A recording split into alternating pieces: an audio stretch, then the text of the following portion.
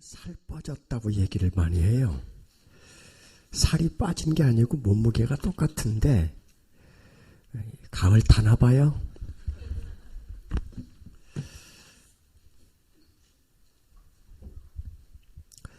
얼마 전에 방송에서 한 내용을 접하게 됐습니다. 이런 내용입니다. 결혼해서 한 50여 년을 넘게 살았는데 남편이 병석에 누워 있습니다. 그래도 끝까지 결혼해서 사는 사람이니까 그 남편을 마지막 가는 길을 배웅을 하는 거예요. 뒤를 돌아다 보면 남편이 자기 인생에 도움이 안 된 남자야. 젊어서라 이래서 속색이고 나이 들어가면서는 저렇게 마음과 아픔과 상처를 주고 도대체 함께 산 세월이 행복한 세월이 없는 거예요. 그런데 남편이 마지막 죽으면서 남긴 말이 여보, 나는 당신 때문에 정말 행복하게 살았다. 고맙다. 아내에게 마지막 남겨준 말이 나는 당신 때문에 너무 행복하게 살아서 고맙다는 말이에요. 근데 이분 여자분 아내가 하는 말 그때 막 분노가 올라오더래. 왜 그럴까? 당신은 나 때문에 행복했는지 모르지만 나는 당신 때문에 평생을 불행하게 살았어. 이게 무슨 의미예요? 행복이라는 상호작용이 이루어져야 돼요. 당신 때문에 내가 행복했으면 나 때문에 당신도 행복해야 되는 거예요. 근데 여기 있는 분들 한번 돌이켜보세요. 내가 그 인간만 안 만났으면, 내가 저 새끼만 안 만났으면 어떡하다가 속이 늘 긴장과 갈등과 아픔과 분노와 그렇게 살아가면서 죽을 때는 꼭 남기는 말이 좋은 말이야. 당신 때문에 정말 행복했어. 누구를 향한 말이에요? 도대체 여러분에게 행복은 뭐예요? 제가 긴 시간이면 이걸 좀 정리를 해가겠지만 한 사람을 예를 들어서 이렇게 설명합니다. 1880년에 미국 켄터키주에서 한 아이가 태어납니다. 부모는 얼마나 그 아이 때문에 기뻤을까요? 이 아이가 자라가면서 부모를 얼마나 기쁘게 할까요? 그런데 19개월이 되던 어느 날 그 지역의 뇌수막염 이게 아이들에게 퍼져나가면서 이 아이도 뇌수막염을 앓게 됩니다. 1880년대 당시의 뇌수막염은 죽는 애들이 허다할 의료시설이 또는 그런 의약품들이 개발이 많이 안 될 때니까 허다하게 죽는데 이 아이는 죽지 않고 살았습니다. 문제는 40도를 오르내리는 고열에 살아긴 살았는데 아버지가 눈에 안 보이고 어머니의 말이 귀에 안 들려요. 결국 고열에 신경들이 마비된 거지요. 이후에 그는 2돌, 3돌, 4돌 넘어가면서 자연스럽게 듣지도 보지도 그리고 하나 더 말하지도 못하는 장애를 갖게 됩니다. 이 사람이 헬렌 켈러입니다. 1880년에 태어났는데 그가 세상을 떠난 때가 1968년입니다. 그러면 우리 나이로 몇 살을 살았냐면 89세를 살았습니다. 지금으로 치면 100세가 훨씬 넘는 인생을 산 거예요.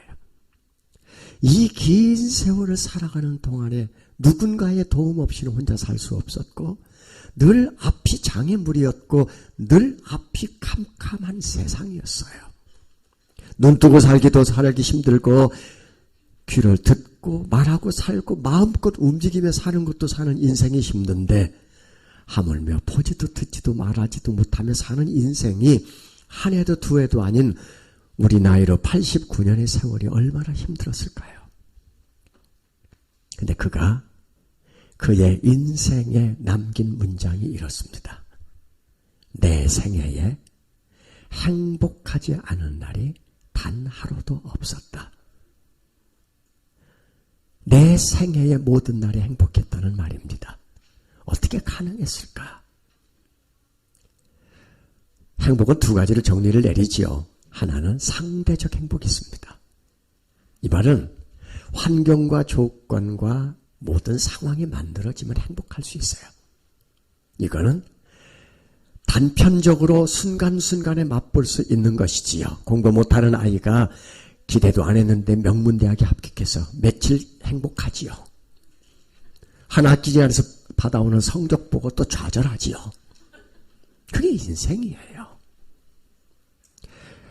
행복이 연속성을 가지 않는다면 사실은 평생의 행복을 맛볼 수 있는 날이 많지 않아요. 그런데 헬렌 켈러는 단편적으로 단말마적으로 순간순간에 맛본 행복이 아니라 그게 연속성을 갖고 있었다는 뜻입니다. 연속성. 그게 어떻게 가능할까? 우리는 헬렌 켈러의 삶 속에서 아마도 하나의 찬양곡을 뽑아냅니다. 그 삶 속에 하나님의 은혜가 강물같이 흘러갔을 것이다. 그리고 그 삶 속에 하나님이 동행했을 것이다. 그러면 이런 찬양이 만들어지는 거예요. 한번 같이 불러볼까요? 몰라도 부르시고 알아도 부르고.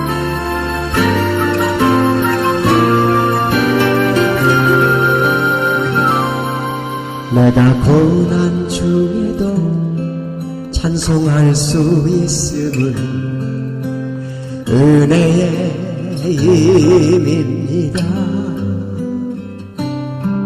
내가 실패했어도 감사할 수 있음은 은혜의 힘입니다. 나를 대적하는 자 사랑할 수 있음은 은혜의 힘입니다. 내게 고통 주는 자 품어줄 수 있음은 은혜의 힘입니다. 주님의 은혜가 내 안에 들어오면 나는 날마다 기뻐집니다. 은혜 위에 은혜가 더하여질수록 오직 주님만 바라봅니다.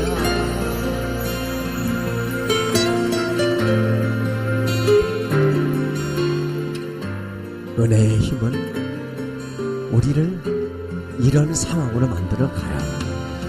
고난 중에도 찬송하게 만들고 실패했을 때 감사하게 만들고. 그렇다면 2절은 어떨까요? 제가 앞부분 부르면 여러분이 뒷부분은 부르세요.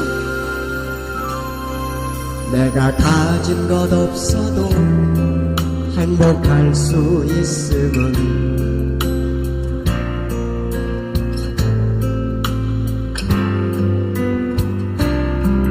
낮고 천한 나에게 주의 능력 있음은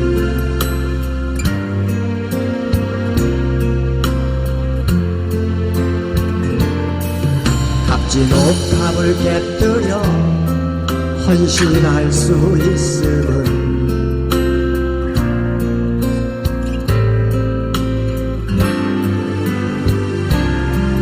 나의 생명 다하며 사명 감당한 것도 은혜의 힘입니다. 주님의 은혜가 내 안에 들어오면 모든 염려가 사라집니다. 은혜 위에 은혜가 더하여질수록 견디고 이길 힘이 생깁니다.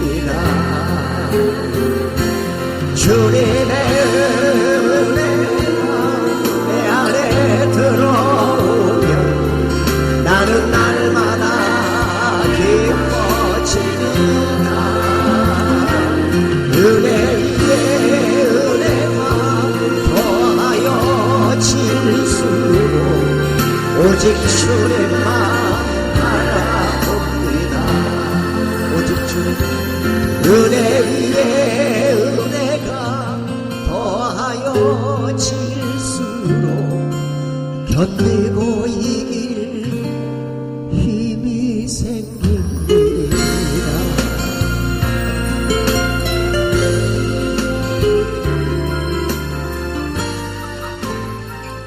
은혜의 힘은 이렇게 모든 상황을 견디게 만들어요.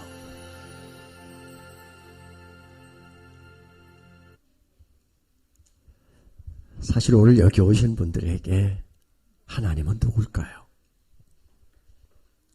얼마나 많은 사람들이 교회를 드나들면서 내가 꿈꾸고 계획하고 필요한 것을 하나님이 줄 거라는 믿음을 갖고 와 있는지 몰라요. 근데 하나님은 이런 분입니다. 91년에 일본 동경에서 한 여자 집사님을 만나게 됩니다. 그 교회에 제가 집회를 갔는데 그분이 식사 대접을 했어요. 그리고 알았어요. 일본에 와서 사업을 해서 돈을 많이 벌었는데 이분이 원래 한국에 있을 때 트로트 가수였다는 사실과 많이 이름이 알려지고 대표곡도 가지고 있는 여자분이셨어요. 언젠가 한국에서 사라졌는데 그분이 일본에서 아주 잘 나가는 분이셨는데 그분이 저를 보자마자 식사 대접을 하면서 하는 말이 제가 한국에 이제 나갈 텐데 예전에는 제가 가요 가수였지만 예수 믿고 나니까 세상 노래는 안 부르고 싶으니 제가 CCM 곡을 가스펠 찬양곡을 음반에 제작하고 싶은데 저한테 작곡을 좀 해달라는 거예요. 새로운 곡을 달라는 거예요. 그래서 흔쾌히 좋습니다. 나오시면 제가 도움 드릴게요. 몇 년이 지난 후에 그분이 나오셔서 제가 그분 음반을 제작할 때 다 도움을 줬고 새 곡을 만들어서 음반에 CD 2장을 만들었어요. 그리고 그분은 과거에 자기가 연예인이었고 지금은 사업가로서 이렇게 성공했다는 간증을 하고 다니며 찬양을 부르니 많은 사람들이 감동을 받았어요. 여기저기 교회에서 초청을 했어요. 그렇게 다니다가 한 남자를 만나게 돼요. 나이가 좀 됐는데 아직 결혼을 안 했거든요. 그리고 얼마 후에 그 남자에게 마음을 내주고 결혼을 해서 예쁜 아들을 낳았어요. 아들 돌잔치에도 제가 갔어요. 거기까지만 제가 알아요. 그리고 그분하고 소식이 끊어졌어요. 얼마 후에 그분의 남편 이름을 제가 아는데 그 남편 이름이 신문에 크게 보도가 됐어요. 수백억을 투자 유치를 해서 그 돈을 가지고 횡령을 하고 사기를 쳐서 법에 걸렸어요. 그래서 그분은 감방에 가게 되고 아내는 한국에 와서 건물을 사고 집을 짓고 일본에서 번 돈을 많이 투자한 것을 한꺼번에 다 날리고 결국 남편하고 이혼하게 됐다는 사실을. 아픈 이야기지요. 예수 잘 믿고 하나님 앞에 이렇게 아름답게 쓰임받고 사는 인생은 어려움이 없고 그리고 모든 일이 순탄하고 성경에 말한 대로 형통한 삶이 되면 참 좋은데 이분은 한순간에 알거지가 되어 아들 하나 데리고 이제 새로운 인생을 살아가게 돼요. 얼마나 힘들었을까요? 그리고 20년이 훌쩍 지난 재작년에 제가 소식이 궁금해서 수소문하다가 그분을 찾아냈고 만났어요. 예, 그건 걸레가 아니다. 그렇게 밀고 다니면 안 돼. 누가 좀 말려, 얘 좀.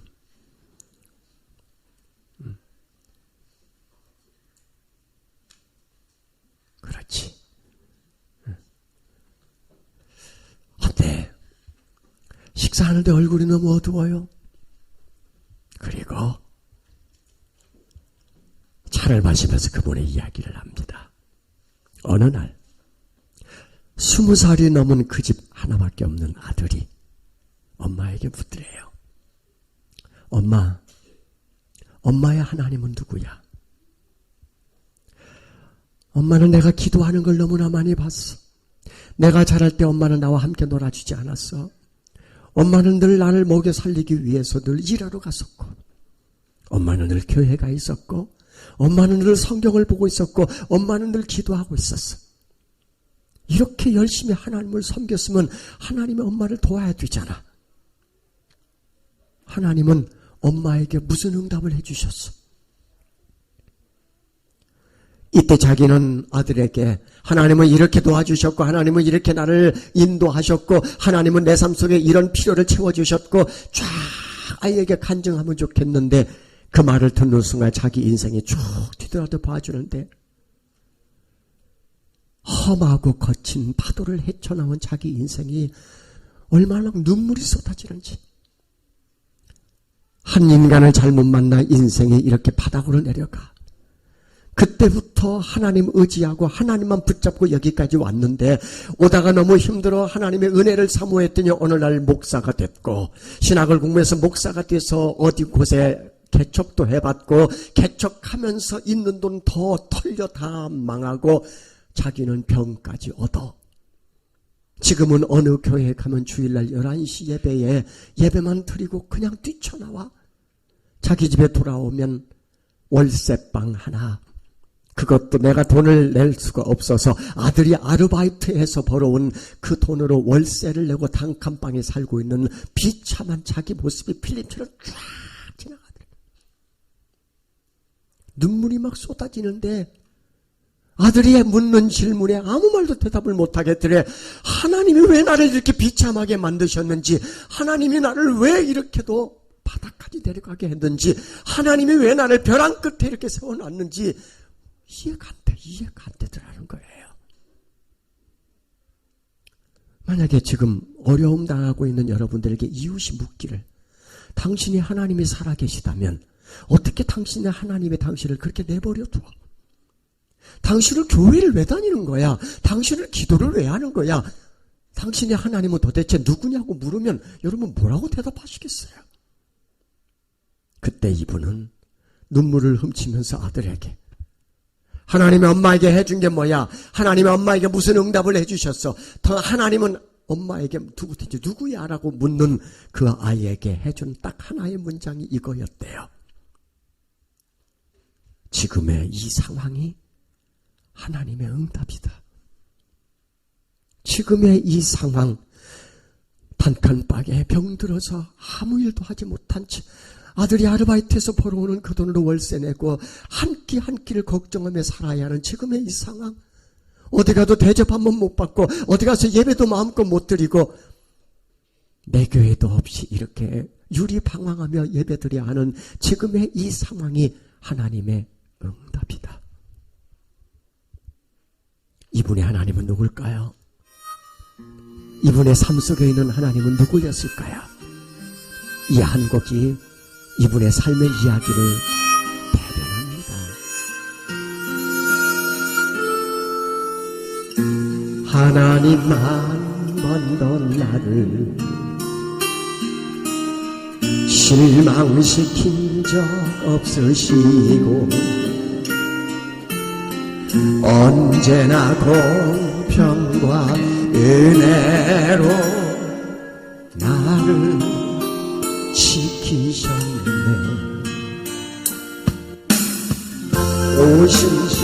오신실하신 주, 오신실하신 주, 내 너를 떠나지도 않으리라. 내 너를 버리지도 않으리라. 약속하셨던 주님, 그 지키사 이후로도 영원토록 나를 지키시리라 확신하네. 같이 할까요? 지나온 모든 세월들 돌아보아도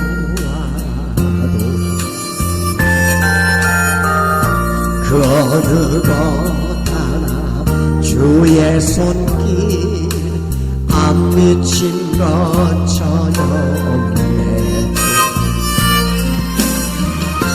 오신실하신 주 오신실하신 주 내 너를 떠나지도 않으리라. 내 너를 버리지도 않으리라. 약속하셨던 주님 어떻게 했어요? 그 약속 지키셨어요. 이후로도 영원토록 나를 지키시리라 확신하네.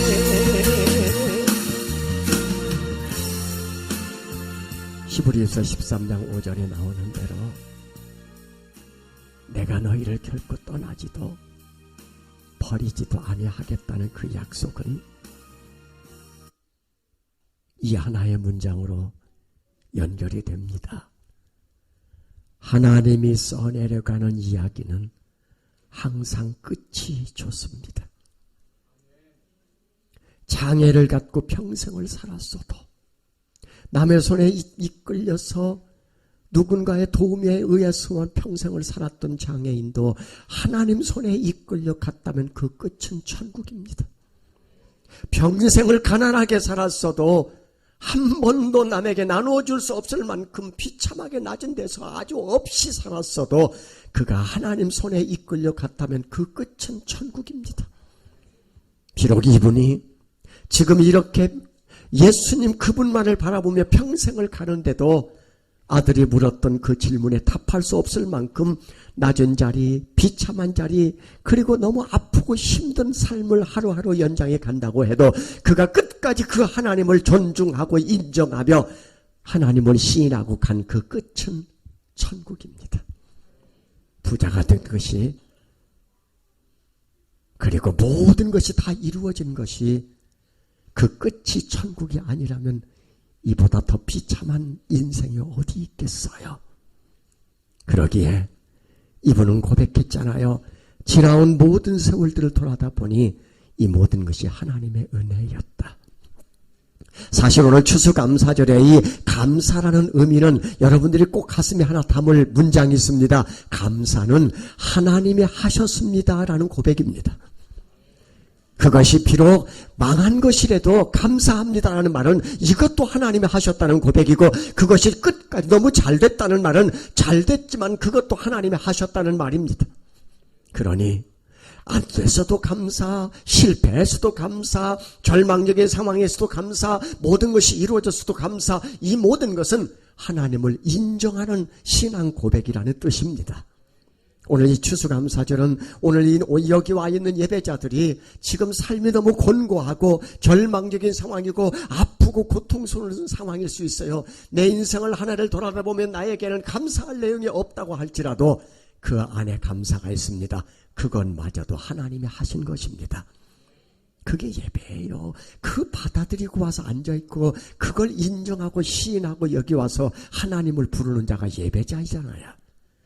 그 사람 한 사람 소개하고 오늘 예배를 마치려고 합니다.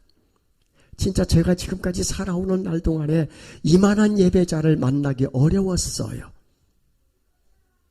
91년에 만났어요.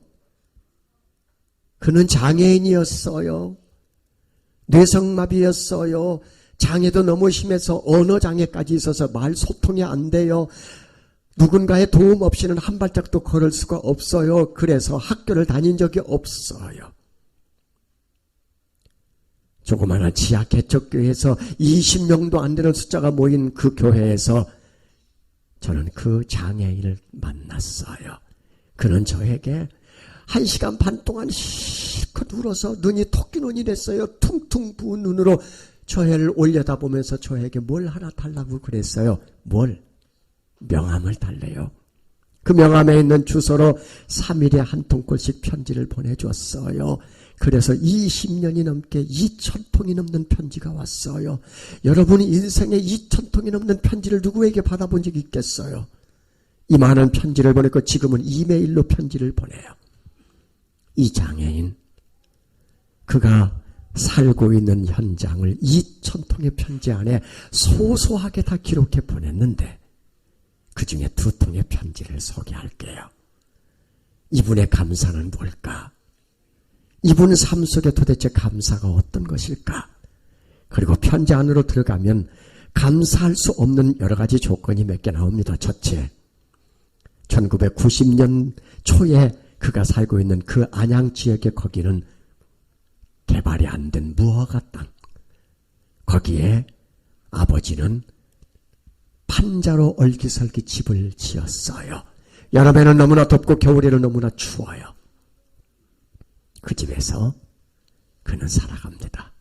그게 자기 집이에요. 집안에 화장실이 없어요. 그래서 화장실을 가려면 집 밖에 공동 화장실에 가야 되는데 자기는 누군가 도움이 없으면 군뱅이가 굴듯이 굴러가야 돼. 그래서 용변이 마려도 참고 사는 사람이 이 장애인입니다. 얼마나 열악한 환경이에요. 아버지는 일용노동자예요.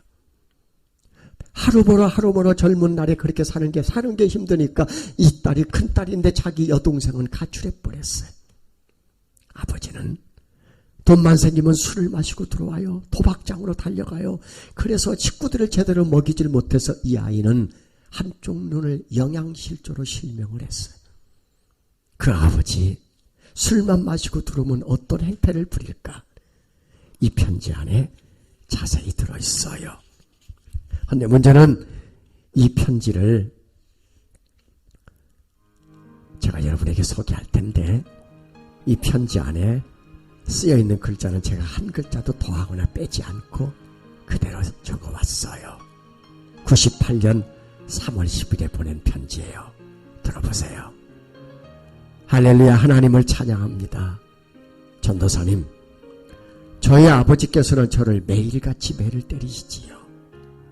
병신이라고 때리시고요. 하루빨리 죽어버리라고 때리시고요. 예수 믿는다고 때리시고요. 교회 간다고 때리시고요. 기도한다고 때리시고요. 재수 없다고 때리시고요. 또 목을 조르시지요. 하지만 전도사님, 저는 이 매맞음 속에서 하나님으로 인하여 온전히 기뻐할 수밖에 없고요. 하나님을 찬양할 수밖에 없고요. 하나님께 감사드릴 수밖에 없어요. 아무리 큰 고통이 임한다 할지라도 주님의 십자가 고통보다는 못하지요. 주님의 십자가에서 당하신 고난보다는 못하지요. 주님의 십자가 아픔보다는 못하지요. 십자가에서 쏟으신 온전한 사랑, 십자가에서 표현하신 진실한 사랑, 영혼 깊은 곳에서 늘 언제나 끊임없이 샘이 되어 흐름이지요. 할렐루야. 이 가정에 이 환경에서 무슨 감사가 있겠어요. 그런데 그 감사를 여기 표현하고 있잖아요. 그리고 이 편지는 2007년 10월 11일에 온 편지예요. 이 편지가 올 즈음에는 A4 용지에 글자가 2글자가 들어가 있더라고요. 나중에 원인을 알고 보니 한쪽 눈마저 잘 안 보여 글자가 커졌다고 얘기를 해요. 그런데 그가 써보낸 편지는 이렇습니다. 할렐루야, 하나님을 찬양합니다. 한 사람이 움츠려 몽둥이로 뻥뻥 매맞고 있을 때 누군가 매맞고 있는 사람에게 달려와 그 사람을 온몸으로 감싸 안아주면 그 몽둥이의 무서운 매는 온몸으로 감싸 안아준 사람에게 고스란히 모두 얹어지는데요. 전도사님, 제가 매맞을 때 주님이 저를 안아주셨어요. 예수님이 내가 지금 너를 꼭 감싸 안고 있지 않니? 내가 지금 너를 나의 가슴에 품고 있지 않니 하셨어요. 내가 지금 너와 같이 아파하고 있지 않니? 내가 지금 너를 절대 홀로 두지 아니하지 않니 하셨어요.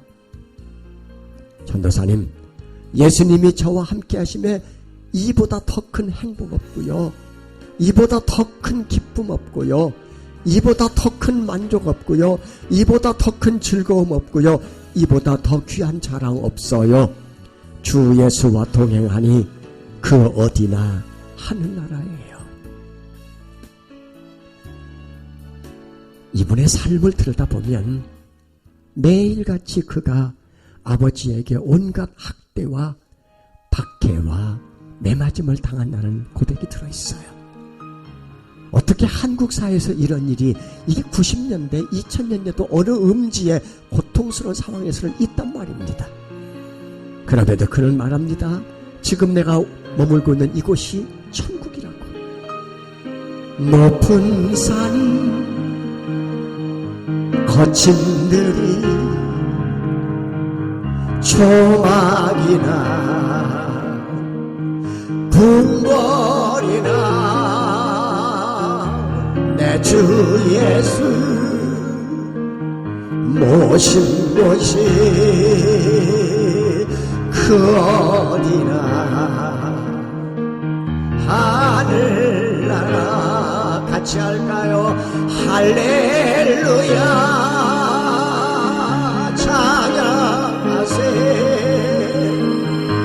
내 모든 죄 삼았고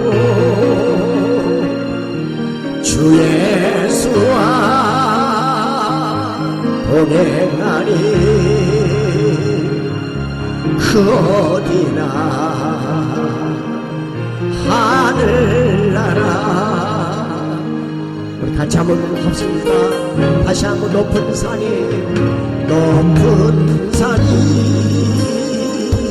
거친 들이 조막이나 궁궐이나 내 주 예수 모신 곳이 그 어디나 하늘나라. 할렐루야 찬양하세. 내 모든 죄 삼았고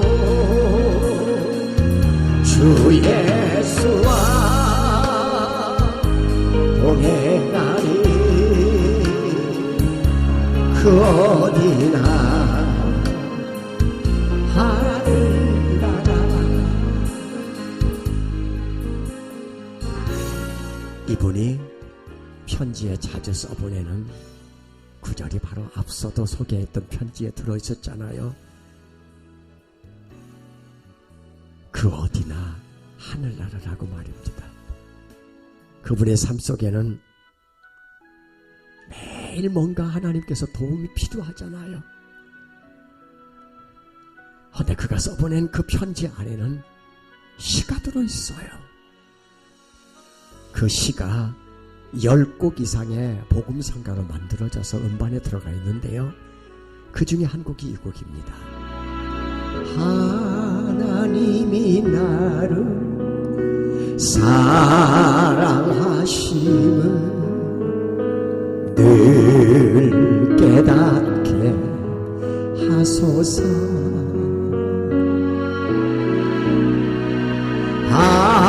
하나님이 나를 생각하심을 늘 기억하게 하소서.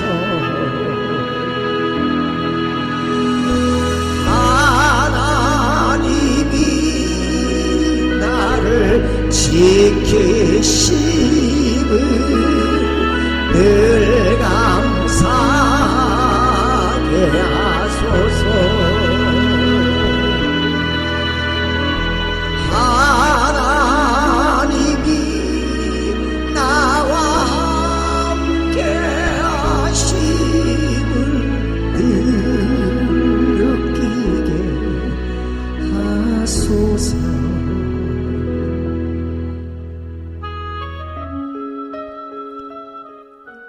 하나님이 나를 얼마나 생각하는가를 내가 늘 깨닫게 해주십시오.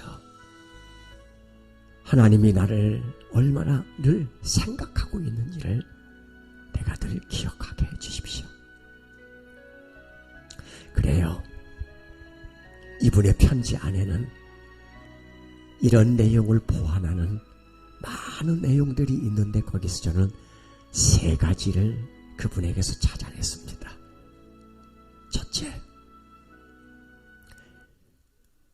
그는 편지에 자주 이런 문장을 씁니다.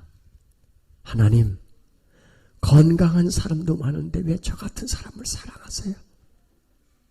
부자도 많은데 저 같은 왜 가난한 사람을 사랑하세요? 정상적인 사람도 많은데 저 같은 장애인을 왜 사랑하세요? 좋은 환경에서 능력 있는 좋은 부모를 만나 사는 사람도 많은데 저같이 매일 매 맞고 사는 이런 가정에 장애인 하나를 왜 이렇게 사랑하세요? 배우는 사람도 많은데 나같이 왜 이렇게도 학교 한 번 다닌 적이 없는 사람을 이렇게 사랑하세요? 그렇게 하나님께 묻는데요. 그러면 기도를 통해서 말씀을 통해서 또는 성령님이 자기 안에 이런 은혜를 주신대요. 나는 네가 그냥 좋다. 나는 너를 그냥 사랑한다. 그런 은혜가 막 가슴속으로 들어오면 나를 때리는 아버지가 밉다가도 사랑이 된대요. 이런 절망적인 상황에 하루하루 사는 게 늘 불편이 있다가도 감사가 나온대요. 두 번째, 제가 시설이 좋은 장애인 단체에 그곳으로 옮겨주고 싶었어요. 왜냐하면 화장실이 없어 얘가. 그러니 용변을 참아야 되고 누군가 올 때까지 자기가 소변이 마렵고 또는 뭔가 화장실을 갔다 올 상황이 만나면 막 너무 고통스럽대. 그걸 내가 해결해 주고 매 안 맞고 배부르게 밥 먹고 편하게 잘 수 있는 곳을 그것을 소개해 주기 위해서 많은 장애인 단체장들을 만날 때마다 부탁하면 오케이 언제든지 데려가겠다 해요. 그래서 걔한테 너 거기 가서 살아라. 거기 가면 좋잖아. 그러면 우우우 다 거절을 해요. 이유가 뭐니? 걔하고 저하고 언어 소통이 안 되니까 그럼 편지를 써서 보내라 하면 이렇게 와요. 저도 거기 가서 살고 싶어요. 저도 거기가 얼마나 좋은지 알아요. 제가 늘 가고 싶은 곳이 그런 곳이에요. 하지만 제가 갈 수 없는 이유가 하나 있어요. 그것은 제가 이 가정을 떠나면 이 가정에 기도의 불이 꺼져요. 저는 여기서 기도해야 돼요. 어머니를 위해서도 아버지를 위해서도 여동생을 위해서도 우리 가정을 구원시키기 위해서 기도해야 돼요. 그래서 안 가고 거기 사는 거예요. 세 번째, 10통, 20통 올 때 답장 못하고 100통 오면 한 통씩 답장을 해요. 그러면 거기에 이렇게 써요. 힘들어도 버텨야 한다. 견뎌내고 이겨내고 싸워내야 한다라고 그렇게 용기를 주고 희망을 주고 격려하는 글을 써서 보내면 이렇게 답장이 와요. 저 힘들지 않아요. 제가 지금까지 잘 여기까지 견뎌왔잖아요. 이제 조금만 더 견디면 주님에게 갈 거예요. 제가 얼마나 살겠어요. 70년, 60년, 70년 이렇게 살 거잖아요. 그리고 이제 제가 죽으면 하나님 나라에 가서 영원한 시간을 살 건데 거기 가면 배고플 일도 거기 가면 아버지에게 매맞을 일도 거기 가면 사람들에게 바보 병신 소리 들을 일도 눈물 흘릴 일도 없잖아요. 거기 가면 온전한 몸으로 주님을 예배하고 찬양하며 살 거잖아요. 나는 그 하늘 소망이 있기에 얼마든지 견딜 수가 있어요. 우린 여기서 하나의 문장을 완성합니다. 그 장애인은 이 땅에 발 디디고 살지만 그의 영혼은 천국을 거닐며 산다. 이게 크리스찬의 삶이에요. 영생이라는 단어는 요한복음 3장 16절의 영생이라는 단어는 죽어서 가서 가 있는 곳이 아니라 이미 이 땅에 살면서 맛보고 사는 것이 영생인 거예요. 영원한 삶은 예수 그리스도의 복음이 내 안에 들어올 때부터 시작이 된 거예요. 우리는 여기서 죽는 것이 아니라 우리 영혼이 하나님께 이동해서 그 현장으로 옮겨가는 것뿐이에요. 이미 우리 안에 바로 이 장애인 우리는 그 영생, 하나님으로 인해서 위로받고 하나님과 동행하며 어떤 상황에도 기쁘고 모든 주어진 환경과 조건에서도 감사하며 이미 천국 가서 그렇게 살 수 있는 환경을 이 땅에서 맛보고 사는 것이 그게 크리스찬의 삶입니다.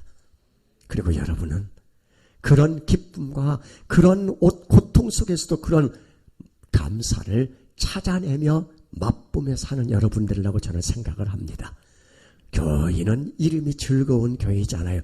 뭐가 즐거운 거예요? 하나님께 내 주어진 삶을 돌아다 보면서 우리가 늘 부르는 곡 중에 하나가 주님 손잡고 일어서세요예요. 이 곡의 출발점이 이 장애인이에요. 내가 얘를 위로할 수 있는 찬양이 뭘까? 그리고 이렇게 고통당하고 아파하는 사람들에게 내가 어떻게 위로해 줄까? 그렇게 하고 시작된 곡이 지금 이제 부를 이 곡이에요. 이 곡 부르면서 마칩니다. 우리 같이 이 곡에 들어있던 여러분의 사연을 확인하십시오. 왜 나만 겪는 고난이냐고 불평하지 마세요. 고난의 뒤편에 있는 주님이 주실 축복 미리 보면서 감사하세요. 너무 견디기 힘든 지금 이 순간에도 주님이 일하고 계시잖아요. 남들은 지쳐 앉아 있을지라도 당신만 일어서세요. 힘을 내세요. 힘을 내세요. 주님이 손잡고 계시잖아요. 주님이 나와 함께함을 믿는다면 어떤 역경도 이길 수 있잖아요. 하나님의 위로는 없는 자, 낮은 자, 망한 자에게만 있는 게 아니에요. 하나님의 위로 안에는 하나님이 함께 하신다, 하나님이 도와주신다, 하나님이 지키신다니 모두에게 하나님의 위로는 있는 거예요. 왜 이런 슬픔 찾아와 큰 소리로 그저 감사하셔야 돼요. 당신이 이런 것보다 주님께 받은 은혜 더욱 많은 은혜 감사하세요. 너무 견디기 힘든 지금 이 순간에도 주님이 일하고 계시잖아요. 남들은 지쳐 앉아 있을지라도 당신만은 일어서세요. 힘을 내세요. 힘을 내세요. 힘을 내세요. 주님이 손잡고 계시잖아요. 주님이 믿는다면 어떤 고난도 견딜 수 있. 옆 사람 손을 잡고 힘을 내라고. 힘을 내세요. 힘을 내세요. 주님이 손잡고 계시잖아요. 주님이 나와 함께함을 믿는다면 어떤 고난도 견딜 수 있잖아요. 어떤 고통도 견딜 수 있잖아요. 힘내라고 박수 쳐주세요.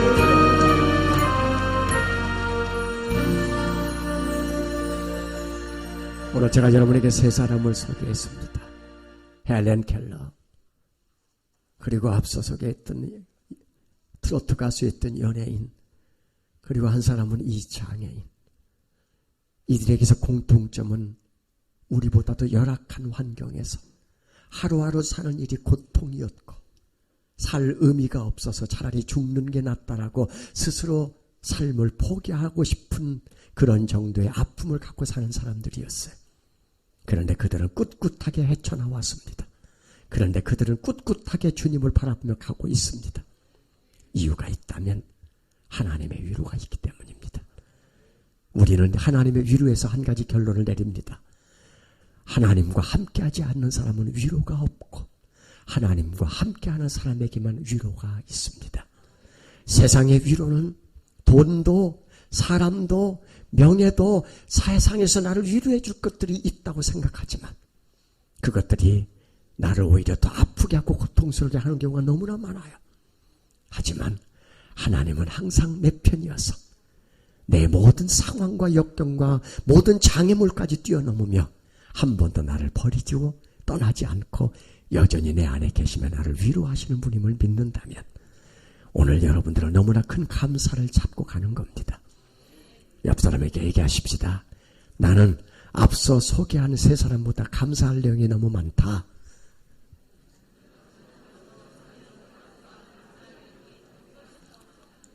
그것은 바로 하나님이 지금도 내 삶 속에서 일하고 계시고 이 모든 일을 하나님이 하셨기 때문입니다. 내년에는 더 많은 감사를 갖고 하나님께 고백하는 예배가 됐으면 좋겠습니다. 기도하십시다.